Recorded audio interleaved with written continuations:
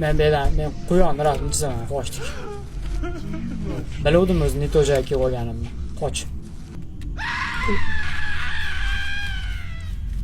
Baqirma eshak!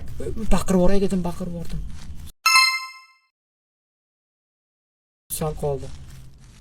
Ba'atro baqirib o'rsam qizilga yetadi, yana ekranimiz sinadi-da. Voy, inim gura! Basharanga seni. Qizarma yo'l, qoch. Brat, assalom. Bormang. Cho'ta suv yo'q, nima qilyapsiz bu yerda? Teshlaymi? Ha? Shu men Oy!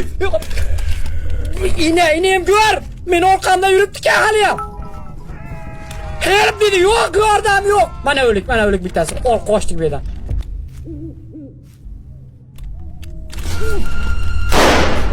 Eshak! Menga otdi, menga. Qoch bu yerdan. Ikkita qoldi. Aytdim, orqamda kimdir bor deb. Kimdir yurganini sezayotgandim men. Tapir qilib kelayotgan ekan opa.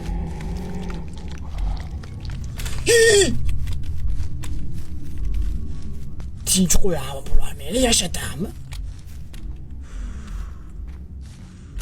Qoch. Iltimos. Bekimachaga o'ynamayman sen bilan. Ana hide and seek o'ynaymiz deydi. Men qidiraman deydi.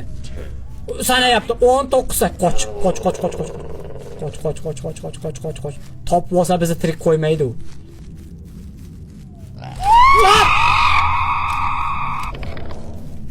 Qop ketdi orqamda u. Endi topolmaydi. Endi qayerda topadi? Shuncha yo'lda yugurdim men, qayerdan topadi? Men seni ko'ryapman dedi. Nechchi seni qanaqa ko'ryapsan?